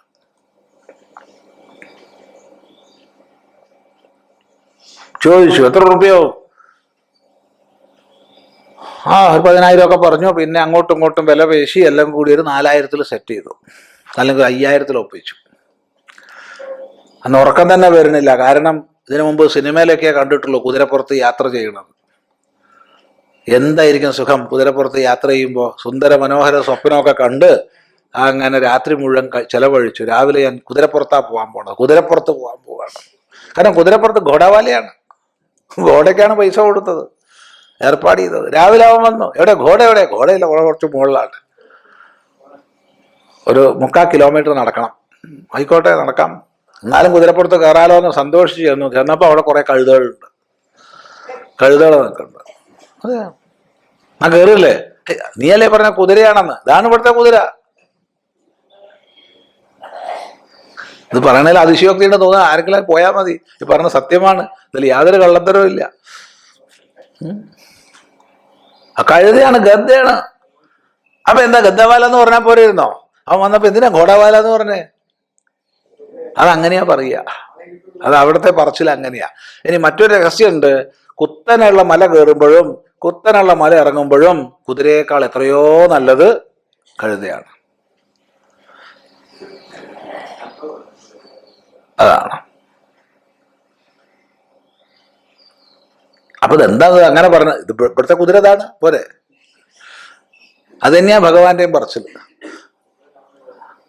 യാതൊന്നാണോ സാഖ്യം അത് തന്നെയാണ് യോഗം, അല്ലെങ്കിൽ യാതൊന്നാണോ യോഗം അത് തന്നെയാണ് സാഖ്യം എന്ന് പറഞ്ഞാൽ ഈ കഴുതയെ ചൂണ്ടിയിട്ട് കുതിരയാണെന്ന് പറയുന്നത് തന്നെയാണ്. തൽക്കാലം അർജുനനോട് അങ്ങനെ പറയല്ലാണ്ട് നിവൃത്തിയില്ല. കാരണം അർജുനൻ സന്യാസത്തിന് അധികാരി അല്ലാത്ത അർജുനൻ സന്യാസത്തെ ശ്രേഷ്ഠമെന്ന് മാനിച്ചു വെച്ചിരിക്കുന്നു. അമ്പും വില്ലും താഴെ വെച്ചിരിക്കുന്നു. പക്ഷെ അമ്പും വില്ലും താഴെ വെച്ചത് പുഞ്ചിരിച്ചുകൊണ്ടായിരുന്നെങ്കിൽ ഭഗവാൻ അതിനെ അനുവദിക്കുമായിരുന്നു. നന്നായി അർജുന, നിനക്ക് ഇപ്പോഴെങ്കിലും തോന്നിയല്ലോ യുദ്ധം വേണ്ടാന്ന്, നന്നായി, പോയി സന്യസിച്ചോളൂ എന്ന് പറയുമായിരുന്നു. വേണമെങ്കിൽ കുരുക്ഷേത്രത്തിൽ നിന്ന് ഹിമാലയത്തിലേക്ക് പോകാനുള്ള ചില്ലാനവും കൊടുക്കും ഭഗവാൻ. ഒരു സംശയമില്ല. പക്ഷേ അർജുനൻ ഇവിടെ പുഞ്ചിരിച്ചും കൊണ്ടല്ല അമ്പും വില്ലും താഴെ വെച്ചിട്ടുള്ളത്. മറിച്ച് നിറഞ്ഞ അശ്രുപൂർണാകുലേക്ഷണം, അശ്രുക്കളാൽ, കണ്ണുനീർ തുള്ളികളാൽ നിറഞ്ഞ കണ്ണുകളോട് കൂടിയിട്ടായിരിക്കണത്. ഇവിടെ ഒരു ചെറുപ്പക്കാരൻ വന്നതാ ഓർമ്മിക്കുന്നത്. ഒരു യുവാവ്, മിടുക്കൻ. അയാൾക്ക് സന്യസിച്ചേ മതിയാവും. സന്യസിക്കണം, ഇവിടുന്ന് തന്നെ സന്യസിക്കണം. നന്നായി, നമുക്ക് നല്ലത് തന്നെ. ഒരു ചെറുപ്പക്കാരൻ വന്നാൽ നല്ല കാര്യം ഇല്ലേ? ഞങ്ങളെ കമ്പനിയിലേക്ക് ആൾക്കാർ കൂടുതൽ ഉണ്ടാവണത് ഞങ്ങൾക്ക് സന്തോഷമല്ലേ? എന്താ സംശയം? സംശയമൊന്നുമില്ല. എല്ലാവരും അങ്ങനെ തന്നെയാണ്. ഗ്രൂപ്പ്, അവനവൻ്റെ ഗ്രൂപ്പിൽ ആളെ കൂട്ടാനാ നോക്കുക. അപ്പോൾ പോസ്റ്റ് ഗ്രാജുവേഷനാണ്, പഠിക്കുന്നുണ്ട്, സന്തോഷം. നല്ലത് തന്നെ, ഒക്കത്തിനും യോജിക്കും, പ്രായവും നല്ലത്, പഠിക്കാനുള്ള കഴിവുമുണ്ട്. അപ്പോൾ ഞാൻ അവിടെ ഇരുന്നു ഇങ്ങനെ വർത്താനം പറഞ്ഞപ്പോൾ അമ്മയെക്കുറിച്ച് പറയാൻ തുടങ്ങി. അമ്മ എന്ന് പറഞ്ഞാൽ ഒരു മഹാസംഭവമാണ്. പാവം ഇത്ര കഷ്ടപ്പെട്ടു നമ്മളെ ഗർഭത്തിൽ കൊണ്ട് നടന്നപ്പോഴേ എന്ത് വല്ല സുഖമുണ്ടോ, രുചിയില്ല, ഛർദിയിൽ, അതൊക്കെ മാറിക്കഴിഞ്ഞപ്പോഴത്തേക്ക് അസ്വസ്ഥതകൾ, ദേഹാസ്വാസ്ഥ്യം, നടുവേദന, അത് ഇത്, എന്നിട്ട് ഈ ഭാരം കൊണ്ട് നടന്നു, നമ്മളെ 10 മാസം കൊണ്ട് നടന്നു. എത്ര വേദന സഹിച്ചാണ് അമ്മ പ്രസവിച്ചത്. അപ്പോഴത്തേക്ക് ഇതൊരു ഒരു ദേഹം ഒരു പ്രായണ ഒരു വെളുപ്പ് കൂടിയ ദേഹപ്രകൃത ഇയാളുടെ. അത് ചുമക്കാൻ തുടങ്ങി, മുഖമൊക്കെ കറക്കാൻ തുടങ്ങി, കണ്ണ് നല്ല കലങ്ങാൻ തുടങ്ങി. പിന്നെ നമ്മൾ സ്കൂളിൽ പോകുമ്പോൾ തിരിച്ചു വരുന്നവരെ അമ്മ അങ്ങനെ കണ്ണിൽ വെള്ളം ഒഴിച്ച് കാത്തിരിക്കുകയല്ലേ ചെയ്യുക. എത്തി ഉടനെ നമുക്ക് വേണ്ട ഭക്ഷണമൊക്കെ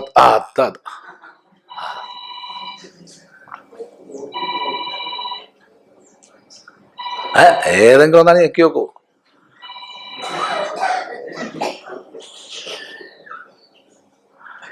ഇവിടെ ശക്തമായ മരുന്ന് തന്നെ ആവശ്യമുണ്ട്. ഇപ്പൊ ഉള്ള മരുന്ന് പോരാ. അതാ. അപ്പോ ഇങ്ങനെ എത്രമാത്രം അമ്മ കഷ്ടപ്പെട്ടു, പാല് തന്ന് നമ്മുടെ മലമൂത്രത്തിലൊക്കെ കടന്ന്.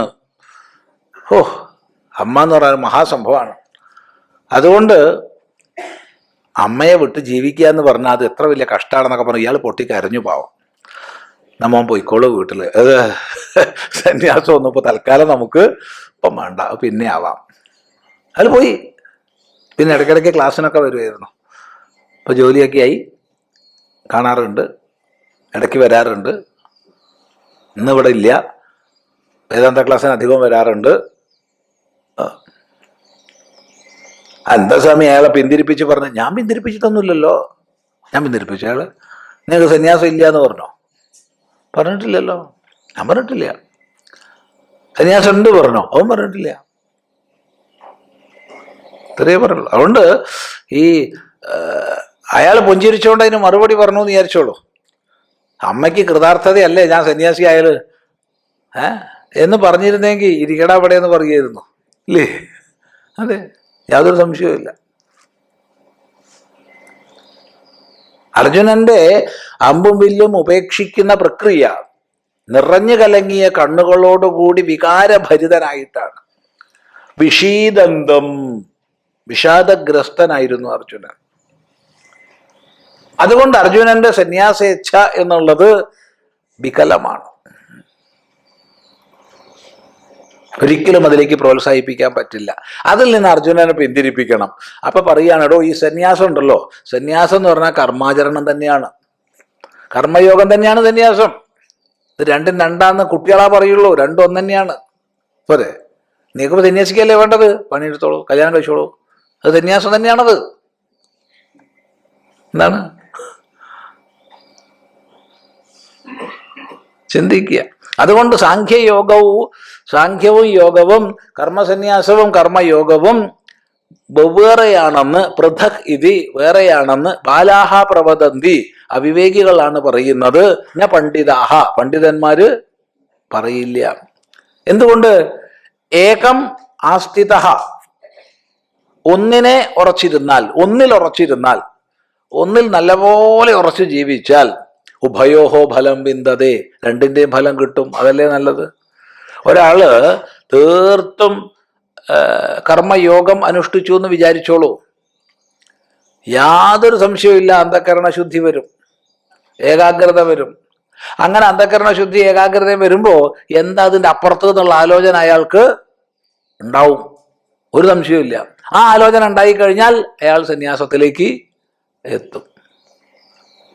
ഇത്രയേ ഉള്ളൂ, വേറൊന്നുമില്ല. അതുകൊണ്ട് കർമ്മയോഗത്തിൽ നീ ഉറച്ചു ജീവിച്ചാൽ ഒരു സംശയവുമില്ല, നീ സന്യാസത്തിലേക്ക് എത്തിച്ചേരും. അപ്പോ രണ്ടും ഫലം തന്നെയായി. അത്രയേ ഉള്ളൂ.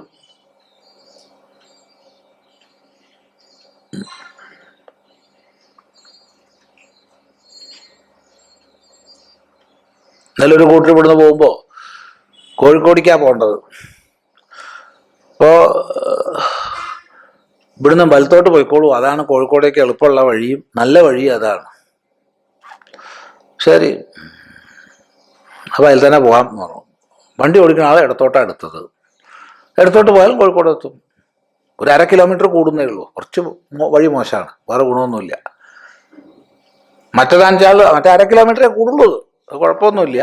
പക്ഷെ റോഡ് കുറച്ച് മോശമാണ്, ഇടത്തോട്ട് പോയിട്ടുള്ള വഴി. വലത്തോട്ട് പോയാൽ ഒരു കേടും ഇല്ലാതെ പോകാം. ഈ വലതുപക്ഷം കുറച്ച് നല്ലതാണെന്നാണ് രണ്ടിലും വെച്ചിട്ട്. അതെ, രണ്ടും മോശം തന്നെയാണെങ്കിലും രണ്ടിലും വെച്ച് തിരക്കേടില്ലാത്തത് വലതുപക്ഷമാണ്. ഇപ്പോൾ ഇവിടുന്ന് കോഴിക്കോട് പോണവർക്ക് കേട്ടോ, കുറ്റിയാടി അങ്ങോട്ട് കൊയിലാട്ടിക്കൊന്നും പറഞ്ഞിട്ടില്ല, അത് വേറെ റൂട്ടാണ്. അതുകൊണ്ട് പറഞ്ഞു കൊടുത്തു വലത്തോട്ട് പോയിക്കോളൂ. പക്ഷെ ചിലർക്ക് ഇടത്തോട്ടേ പോകാൻ തോന്നുള്ളൂ, എന്താ ചെയ്യുക, അതിൽ പോട്ടെ. പക്ഷെ അണ്ടിക്കോട് എത്തുമ്പോഴത്തേക്ക് 2 ഒന്നാവും. അണ്ടിക്കോട് വരെ മാത്രമേ 2 വഴിയുള്ളൂ, അവിടെ നാട്ടിനൊക്കെ ഒന്നാ, അത്രയേ ഉള്ളൂ. അപ്പൊ പറയുകയാണ് ഇടത്തോട്ട് പോയാലും വലത്തോട്ട് പോയാലും ഒന്ന് തന്നെയാണ്ടോ, രണ്ടും കോഴിക്കോടേക്ക് എത്തും. അവൻ ആ സുഖം അനുഭവിക്കേണ്ട അതിലെ പോയിക്കോട്ടെ, നമുക്കെന്ത് വേണം? ഡീസൽ ആർക്കും അധികം കത്തുന്നത് അവനല്ലേ, നമുക്കെന്ത് വേണം? പറഞ്ഞു കൊടുക്കണ്ട പറഞ്ഞു കൊടുത്തു. സ്വീകരിക്കോ സ്വീകരിക്കാതിരിക്കോ അവൻ്റെ ഇഷ്ടം, അല്ലാണ്ടെന്ത്. ഇത് തന്നെയാണ് ഇവിടെയും. ഒരു സാഖ്യവും യോഗവും ഒന്ന് തന്നെയാണ്. രണ്ടാന്ന് പറയുന്നത് കുട്ടികളാണ്. കാരണം രണ്ടിലൂടെയും പോയാലും അണ്ടിക്കൂടെ എത്തും, അത് തന്നെ, അത്രയേ ഉള്ളൂ. അവിടെ നാടുവിനെ കോഴിക്കോടേക്ക് വഴി തുല്യമാണ്, ഒരു വ്യത്യാസവും ഇല്ല. ഒരാൾ കർമ്മയോഗം വഴിക്ക് വന്നതാണോ അല്ലേ എന്നുള്ള ചോദ്യമൊന്നും അവിടെ ഇല്ല. ഒരാൾ വിവാഹമൊക്കെ കഴിച്ച് ഗാർഹസ്ഥ്യം പൂർത്തിയാക്കി സന്യസിച്ചു. ഒരാൾ ബ്രഹ്മചര്യത്തിൽ നേരിട്ട് സന്യസിച്ചു വെച്ചാൽ രണ്ടാളും സന്യസിച്ചു തന്നെയാണ്. അതിൽ വ്യത്യാസമുണ്ടോ? അതില്ല. പിന്നെ ശങ്കരാചാര്യ സ്വാമികൾ ഒരാളെ സാഖ്യനായി കൂട്ടണില്ല എന്നുള്ളത് ശരിയാണ്. അത് ശങ്കരാചാര്യരായതുകൊണ്ടാണ്. ശങ്കരാചാര്യർ നേരിട്ട് സന്യസിച്ചുകൊണ്ട് അതിന് കേമത്വം കൽപ്പിച്ചതാണെന്ന് മറ്റൊരു പറയും. എന്ന് മാത്രമല്ല അതിന് കള്ളക്കഥകളും ഉണ്ടാക്കും ആ പറയാൻ വേണ്ടിയിട്ട്. അതുകൊണ്ടല്ലേ പരകായ പ്രവേശം വരെ ചെയ്യേണ്ടി വന്നത് എന്നൊക്കെ കഥ ഉണ്ടാക്കും. അതുകൊണ്ട് ഞങ്ങളാ കേമന്മാര് എന്ന് പറയും. അതിൻ്റെ അർത്ഥം മനസ്സിലാക്കുക.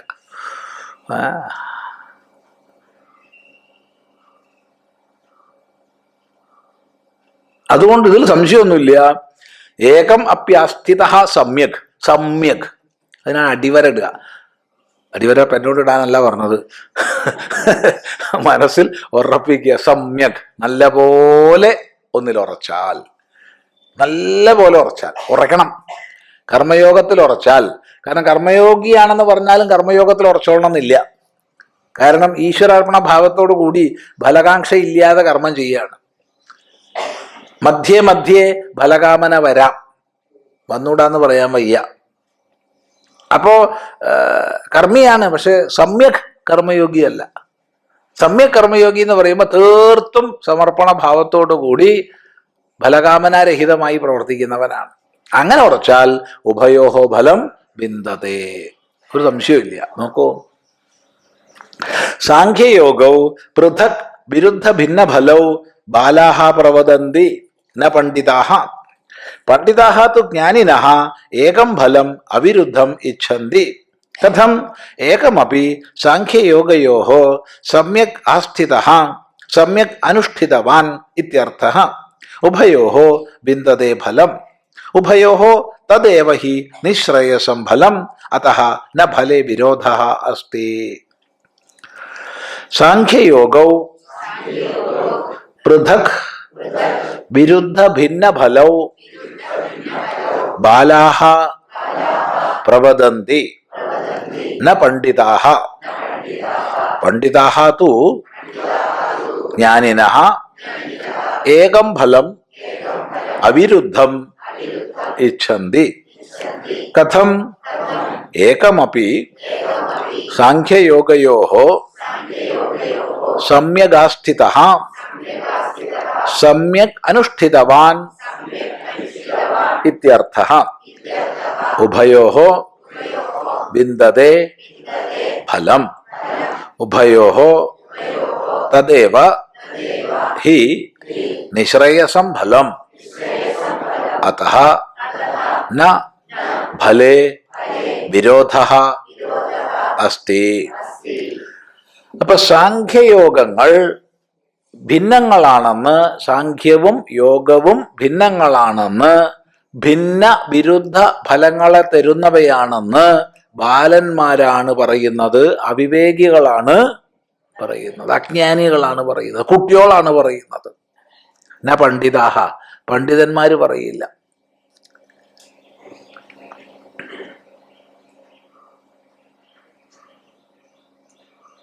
വിവേകികൾ പറയില്ല.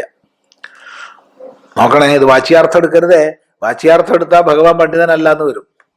കാരണം ഭഗവാൻ 2-ാം അധ്യായത്തിലും 3-ാം അധ്യായത്തിലും ഇത് തന്നെയാണ് ആവർത്തിച്ചു പറഞ്ഞത്, സ്പഷ്ട ഭാഷയിൽ, സൂചനാ ഭാഷയിലൊന്നുമല്ല. ഓർമ്മിക്കേണ്ടത് ഏഷാ തേബി ഹിതാ സാഖ്യേ ബുദ്ധിർയോഗേ തിമാം ശൃണു എന്ന 2-ാം അധ്യായത്തിലെ 39-ാം ശ്ലോകം. 3-ാം അധ്യായത്തിലെ ലോകേസ്മിൻ ദ്വിവിധാ നിഷ്ഠാ പുരാ പ്രോക്താ മയാ നഖ ദ്വാവിമാവധപന്ഥാനൗ യത്ര വേദാ പ്രതിഷ്ഠിതാഹ. വ്യാസഭഗവാൻ വ്യക്തമായി പറഞ്ഞുതരും മഹാഭാരതത്തിൽ. 2 വഴികളാണ് വേദത്തിൻ്റെത്, രണ്ട് തന്നെയാണ്. അപ്പൊ ഇവിടെ പറയാ 2 പറയുന്നത് കുട്ടികളാണ്, വിവേകികൾ പറയില്ല. അപ്പൊ നേരത്തെ പറഞ്ഞത് ഓർമ്മിച്ചാൽ മതി, ഘോടവാല ഓർമ്മിച്ചാൽ മതി, അത്രയേ ഉള്ളൂ, വേറൊന്നുമില്ല. പണ്ഡിതാഹ തു ജ്ഞാനിനഃ ഏകം ഫലം അവിരുദ്ധമിച്ഛന്തി. പണ്ഡിതന്മാര്, ജ്ഞാനികള് 2ന്റെയും ഫലം ഒന്നാന്നാ മനസ്സിലാക്കുന്നത്. അപ്പൊ ഭേദമില്ല എന്ന് അവർക്കറിയാം, 2ന്റെയും ഫലം ഒന്ന് തന്നെയാണ്. ശരി, ക്രിയാഘട്ടത്തിൽ ഭേദം ഉണ്ടാവും, പക്ഷെ ഫല സന്ദർഭത്തിൽ ഒന്ന് തന്നെയാണ്. പിന്നെന്താ പ്രശ്നം?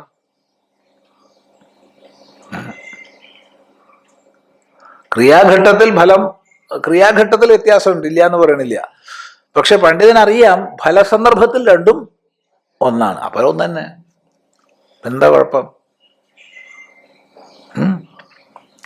കഥം, അതെങ്ങനെയാ അത് 2ഉം ഒന്നാവുക? 2ഉം 2ആണല്ലോ നിങ്ങൾ തന്നെ പറഞ്ഞത് കുറച്ച് നേരത്തെയൊക്കെ. 2-ാം അധ്യായത്തിലും 3-ാം അധ്യായത്തിലൊക്കെ പറഞ്ഞത് 2ഉം 2. അവന് ഇപ്പൊ എങ്ങനെയാ 2ഉം ഒന്നാന്ന് പറയുക?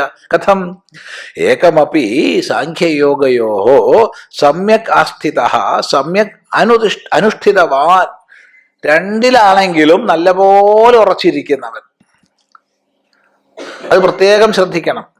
അവനവൻ ഏത് മാർഗത്തിലാണോ സഞ്ചരിക്കുന്നത് അതിൽ നല്ല ഉറപ്പ് വേണം.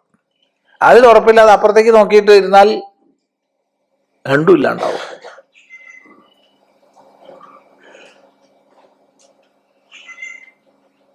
പ്രത്യേകം ശ്രദ്ധിക്കണം.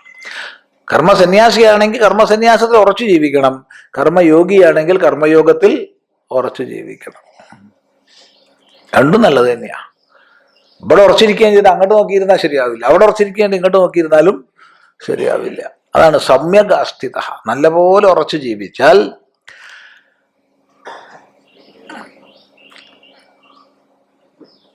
ഉഭയോഹോ ഫലം വിന്ദതേ, 2ന്റെ ഫലം കിട്ടും. അതേതാ? നിശ്രേയസം. അതാണ് പറയുന്നത് ഉഭയോഹോ തദേവ ഹി ഫലം. 2ന്റെയും ഫലം അത് തന്നെയാണ്, നിശ്രേയസം.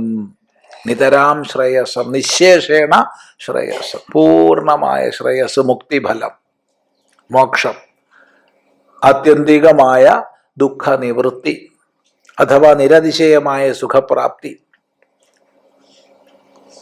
അതാണ് മോക്ഷം. അതഹന ഫലേ വിരോധ അസ്തി. അതുകൊണ്ട് ഫലത്തിൽ ഒരു വിരോധവും ഇല്ല. അതുകൊണ്ട് 2ഉം ഒന്ന് തന്നെ.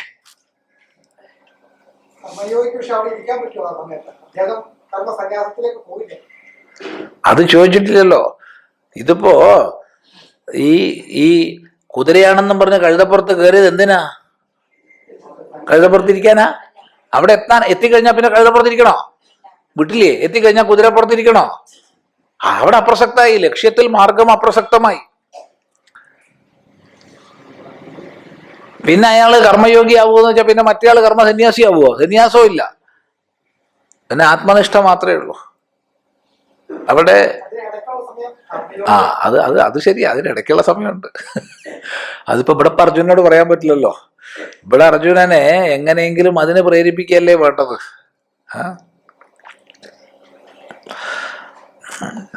അപ്പോ അവിടെ ഒരു സംശയം നോക്കൂ. നന്നു സന്യാസ കർമ്മയോഗ ശബ്ദേന പ്രസ്തുത്യ സാഖ്യയോഗയോ ഫലൈകത്വം കഥം ഇഹ അപ്രകൃതം ബ്രവീതി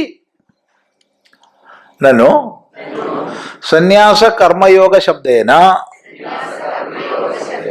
പ്രസ്തുത്യ സാഖ്യയോഗയോ ഫലൈകത്വം കഥം ഇഹ അപ്രകൃതം ബ്രവീതി.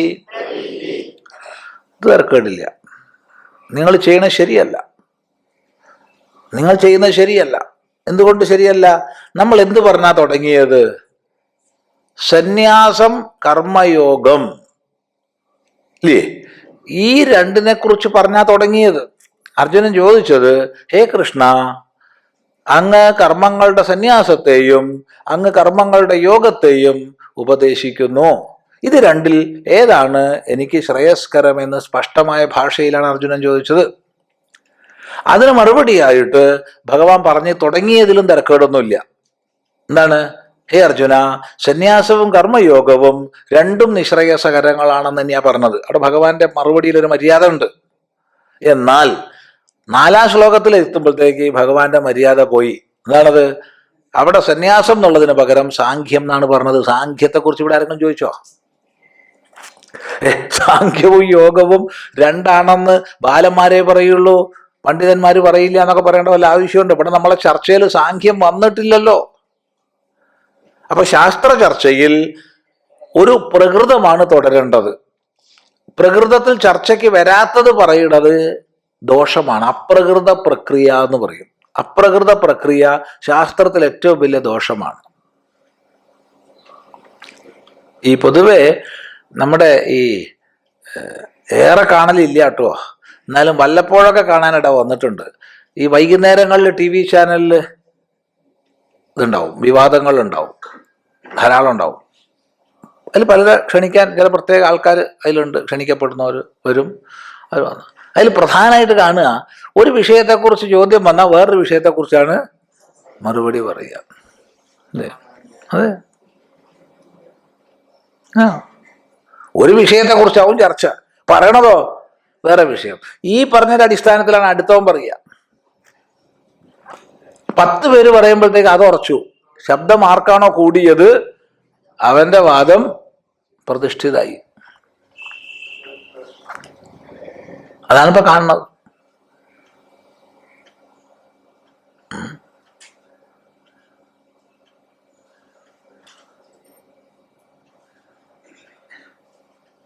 അത് തന്നെയാണ് ഇപ്പോ.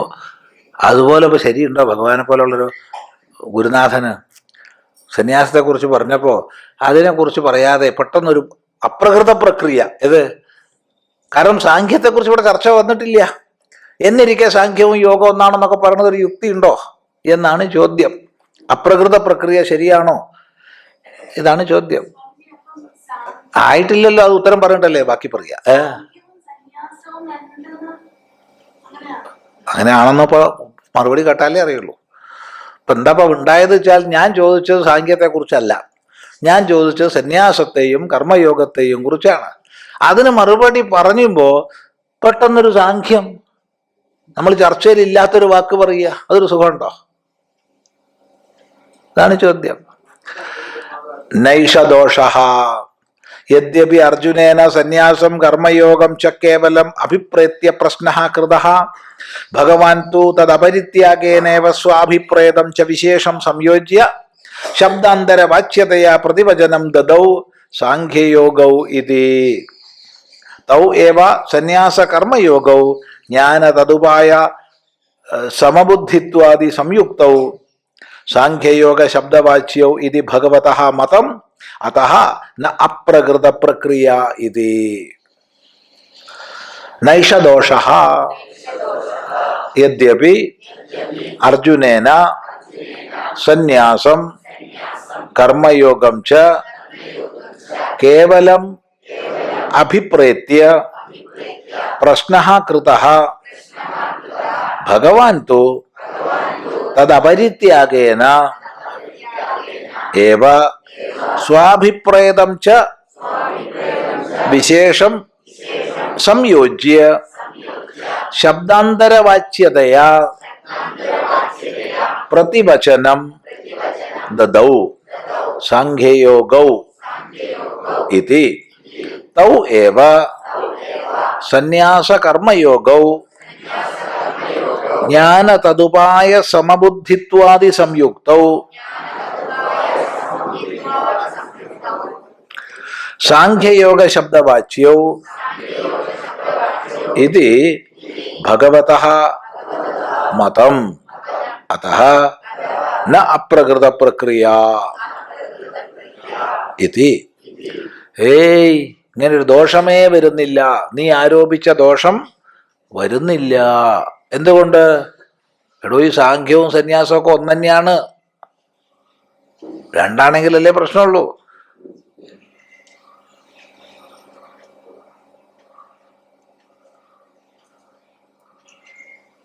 അതാണ് നൈഷദോഷ.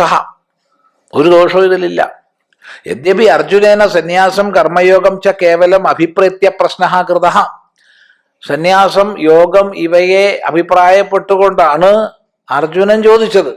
ശരിയാ, അത് ഭഗവാനും അറിയാം. ഭഗവാനാകട്ടെ അതിനെ ഒഴിവാക്കിയിട്ടില്ല.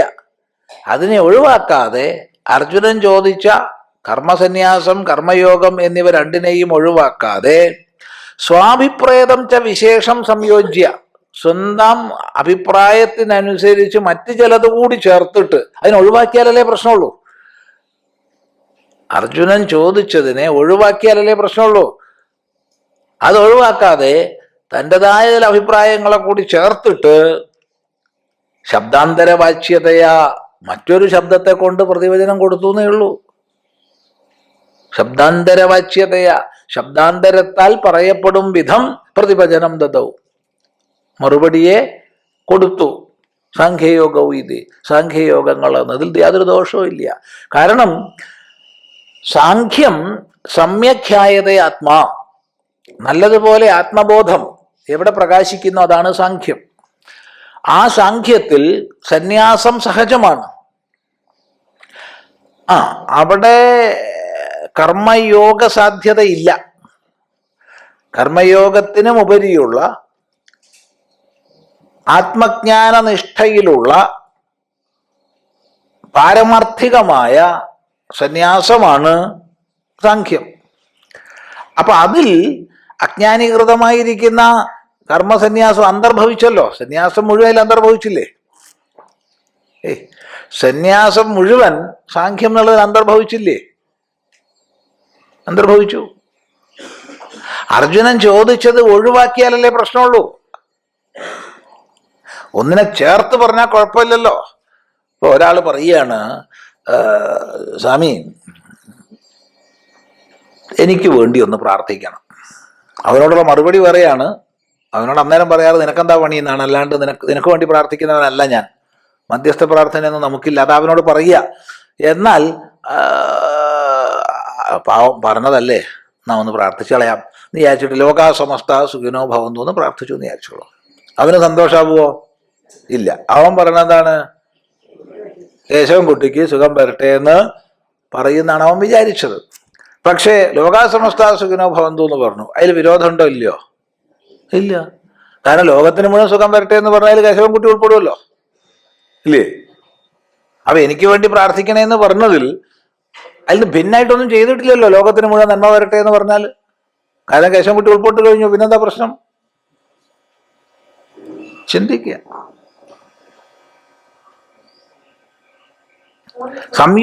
അതിനെ വിട്ടാലേ പ്രശ്നമുള്ളൂ. നേരെ മറിച്ച് കേശവൻകുട്ടി ഒഴിച്ചു ലോകത്തിലുള്ള എല്ലാവർക്കും സുഖം വരട്ടെ എന്ന് പ്രാർത്ഥിച്ചാൽ തെറ്റാ. അത് അപ്പടി നിങ്ങൾ ചെയ്യരുതായിരുന്നു എന്ന് പറയാം. നേരെ മറിച്ച് ഒരു വിപുല ഗണത്തെ ചേർത്താൽ ഒരു കുഴപ്പമില്ല. അത് ശ്രദ്ധിക്കുക. അപ്പോ സാഖ്യം എന്നുള്ളതിൽ എന്ത് ഉൾപ്പെട്ടിട്ടുണ്ട്? സന്യാസത്തിന്റെ എല്ലാ ഭാവങ്ങളും ഉൾപ്പെട്ടിട്ടുണ്ട്. പിന്നെന്താ പ്രശ്നം? അപ്പൊ കർമ്മസന്യാസം എന്നുള്ള സന്യാസം തന്നെയാണ് സാഖ്യം, ഭിന്നാർത്ഥമല്ല. അതുകൊണ്ട് ശബ്ദാന്തരവാച്യതയാ പ്രതിവചനം ദദൗ സാഖ്യയോഗ വിധി തൗ ഏവ സന്യാസ കർമ്മയോഗൗ ജ്ഞാന തതുപായ സമബുദ്ധിത്വാദി സംയുക്തൗ. ജ്ഞാനനിഷ്ഠയാണെന്ത്? സന്യാസം, സാഖ്യം ജ്ഞാനനിഷ്ഠയാണ്. തതുപായ സമബുദ്ധിത്വാദി സംയുക്തവും, അതിനെ പ്രാപിക്കുന്നതിനുള്ള ഉപായമായ സമബുദ്ധിയുക്തമായതാണ് യോഗം. ഇത് വ്യക്തമാവണമെങ്കിൽ 2-ാം അധ്യായം നല്ല പോലെ ഓർമ്മയിൽ വേണം. 2-ാം അധ്യായത്തിൽ വ്യക്തമായി ഭഗവാൻ പറഞ്ഞിട്ടുണ്ട്, സിദ്ധ്യസിദ്ധ്യോഹോ സമോഭൂത്വാ സമത്വം യോഗ ഉച്യതേ. എന്താണ് കർമ്മയോഗം? എന്താണ് യോഗം? യോഗം എന്ന് പറഞ്ഞാൽ സിദ്ധിയിലും അസിദ്ധിയിലും സമബുദ്ധിയോടുകൂടിയ യാതൊരു സമത്വമുണ്ടോ ആ സമത്വത്തിന് പറയുന്ന പേരാണ് യോഗം. യോഗം സമത്വമാണ്, അതാണ് സമബുദ്ധി. ആ യോഗം എന്തിനാ ഉപദേശിച്ചത്? സാഖ്യപ്രാപ്തിക്കാണ്. സാഖ്യപ്രാപ്തിക്കാണത്. ചിന്തിക്കുക.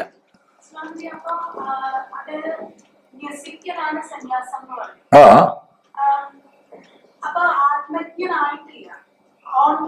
രണ്ടും ആവാലോ. സന്യസിക്കുക എന്ന് പറഞ്ഞ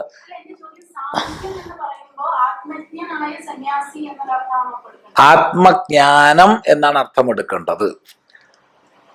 സാഖ്യൻ എന്ന് പറയുമ്പോൾ ആത്മജ്ഞനായ സന്യാസി എന്ന് തന്നെ അർത്ഥം എടുക്കണം. അതിൽ ഇത് അന്തർഭവിച്ചത് കൊണ്ട് കുഴപ്പമില്ല എന്നാണ് ഭാഷ്യകാരൻ പറയുന്നത്. അപ്പൊ സന്യാസം എന്നുള്ളതിന്റെ പര്യായമായിട്ടാണ് സാഖ്യ ശബ്ദം ഇവിടെ ഉപയോഗിച്ചിട്ടുള്ളത്. ഇവിടെ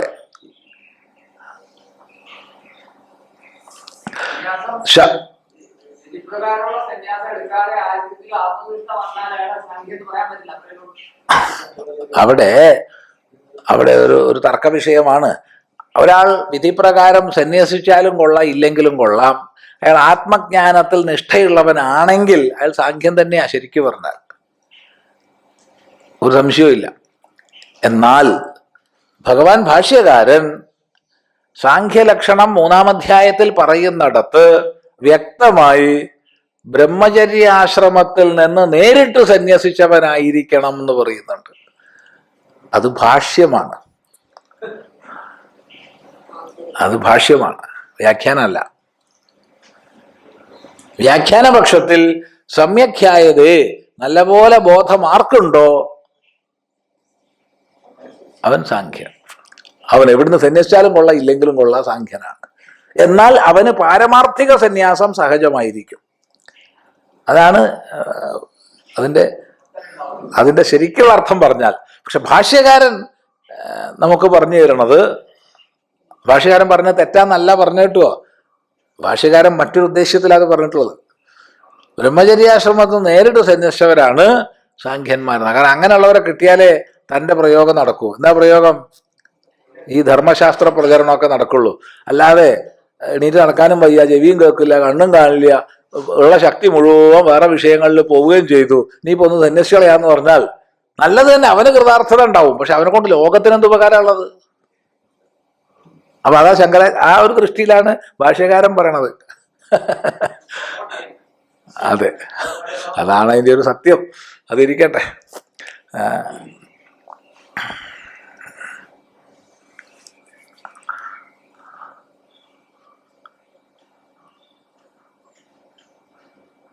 ശരി. അപ്പോ സന്യാസ കർമ്മയോഗങ്ങൾ ജ്ഞാനനിഷ്ഠ എന്നുള്ളതായ സന്യാസവും തതുപായമായ സമബുദ്ധിത്വാദി സംയുക്തമായ കർമാചരണം എന്നുള്ളതും, അതായത് യോഗം എന്നുള്ളതും സാഖ്യയോഗ ശബ്ദവാച്യവും സാഖ്യം യോഗം എന്നീ ശബ്ദങ്ങളാൽ പറയപ്പെടുന്നതാണ് എന്നാണ് ഭഗവാന്റെ അഭിപ്രായം. അതുകൊണ്ട് അപ്രകൃത പ്രക്രിയ ഇല്ല. ഇവിടെ സാഖ്യം എന്നുള്ള ശബ്ദം പുതുതായിട്ട് ഉപയോഗിച്ചത് കൊണ്ട് അപ്രകൃത പ്രക്രിയ എന്ന ദോഷം ഭഗവാൻ ചെയ്തു എന്ന് ആരോപിക്കാൻ പാടില്ല. എങ്ങനെയാണ് സാഖ്യവും യോഗവും ഒന്നാകുന്നത്? അതാണ് അടുത്ത ശ്ലോകം. നമുക്ക് അല്പം കഴിഞ്ഞ് പഠിക്കാം. ഓം